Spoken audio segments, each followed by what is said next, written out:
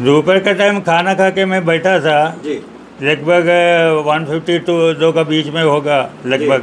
जी तो दरवाजा में 2 टोका। जी तो पेंटर वाला सुबह आया नहीं था, शायद वो आया होगा करके मैं दरवाज़ा खोला। जी दरवाज़ा खोलते मुझे पूछा, वो तुम वोटिंग में गया था कि नहीं? मैं बोला वोटिंग में नहीं गया, हमारे पास वोटर आईडी रिन्यू करके आया नहीं है। बिल्कुल। वो बोलने से मुझे वो दूसरे आदमी को कुछ निशान कर रहा था, मुझे लगा कोई गड़बड़ है। जी। इतने में मुझे धक्का मार के गिरा दिया। जी गिरा देने के बाद मुझे गला में दबा के रखा और चाकू छाती में रखा, बोला तुमको मार दूंगा। मैं बोला मार के तुमको क्या मिलेगा? वो आवाज़ नहीं आ रहा था, मैं यही बोल रहा था। तो फिर मैं चिल्लाने लगा, तो मिसिस आवाज़ सुन के टॉयलेट में था, वो बाहर आया। बाहर आने के टाइम उसको पकड़ के गला दबा के मुंह में कपड़ा दबा के रखा। फिर हमारा उंगली का जो दो रिंग था वो खींच के लिया। फिर पर्स लिया, आपको दरवाजे से रूम तक कैसे ले गए? खींच के लेके गया, घसीट के लेके गया, उड़ने नहीं दिया। आपको मारा? कुछ खून वून वगैरह निकला? नहीं, वो क्या ऐसा दबा के रखा था, मैं बात नहीं करा, इसलिए थोड़ा खून निकला था। तो फिर मुझे घिसट के अंदर लेके गया। तो मिसिज को भी वो लोग धक्का मार के अंदर लेके गया। फिर बोला जो है वो निकालो। तो बोला छोड़ेगा तो निकाले नहीं। बोला मैं निकालूंगा करके वो सब कपबोर्ड खोला, सब खींच के वहाँ डाला। फिर उधर पर्स में मिसिज का एक छोटा पर्स में पैसा था, 12,000 जैसा था, वो लिया। फिर तेरा कोइन का बॉक्स था, वो बॉक्स का अंदर जो भी कोइन है पूरा लिया। वो भी होगा 10 हज़ार तो होगा।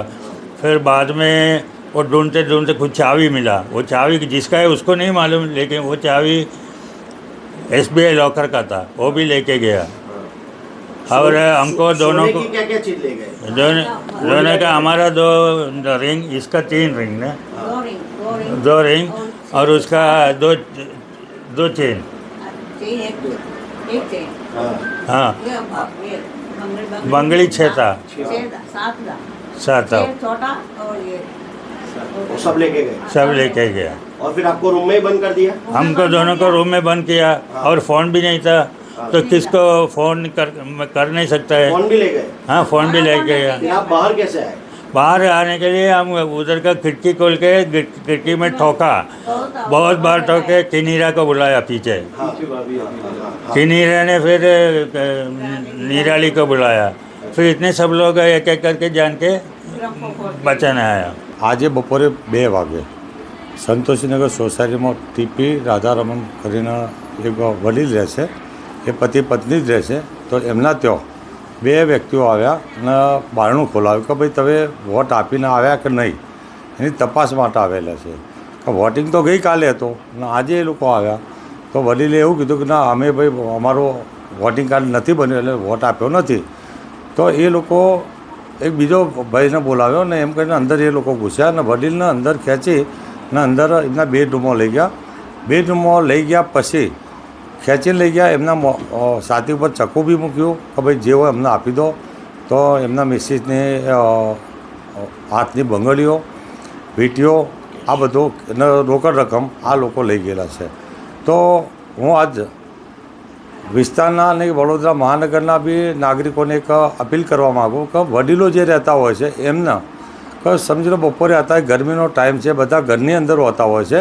તો વડીલો બપોરે 12 વાગ્યાથી 4 વાગ્યા સુધી બહુ ઘરનો વ્યક્તિ હોય તો જ દરવાજો ખોલે, નકર શાંતિથી ગેટ માર્યો અને બારીથી જ વાત કરી લે.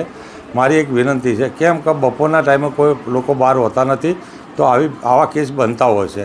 CCTV ફૂટેજ પણ છે, પોલીસને પણ શું આગ્રહ કરશો? આ CCTV ફૂટેજની અંદર એના ફોટો બી આવેલા છે. પોલીસ કમિશનરશ્રીને બી એક હું જાણ કહીશ કે સાહેબ આ જો આવી બીના બનતી હોય તો આવા લોકોને ખરેખર કડકમાં કડક સજા થવી જોઈએ ને પાઠ ભણાવવો જોઈએ અને જાહેરમાં એને ફેરવવો જોઈએ કે બીજા બી લોકો આવા વડીલો હાથે યા કોઈ ઘરફોડ ચોરી કરતા હોય તો એ લોકો 10 વખત વિચારે. સર અમારા ત્યાં સોસાયટીમાં ગણપતિના દિવસે સવારે 11:30 વાગે આપણા ACP સાહેબ રહે છે અહીંયા વિનાયકભાઈ પટેલ, એમના ઘરની બાજુમાં જ રાણા સાહેબના ત્યાં બપોરે 11 વાગે 2 ઘર તૂટ્યા હતા.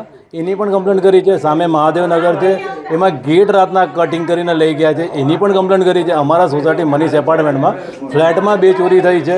એવી જ રીતે અહીંયા આ ઘરમાં બીજી વખત થયું છે, બાજુમાં પણ ચોરી થાય છે. અમારા અહીંયા કમ્પ્લેન્ટ જાય છે પણ કમ્પ્લેન્ટની સામે કોઈ એક્શન નથી લેવાતી, ના એ કેમેરા ચેક થાય છે ના બીજું કશું થાય છે. એટલે મારી એવી નમ્ર વિનંતી છે કે અહીંયા એક પોઈન્ટ મૂકો, જે રાતના હોય કે દિવસે તમને જે પોલીસ સાહેબને યોગ્ય લાગે, પણ પોઈન્ટ મૂકવો જરૂરી છે. મેં ફતેગંજ ગયો હતો ત્યારે કમ્પ્લેન કરવા, ત્યારે પણ મને એ જ કીધું હતું અમે પોઈન્ટ મૂકીશું, પણ હજુ સુધી પોઈન્ટ મૂક્યો નથી.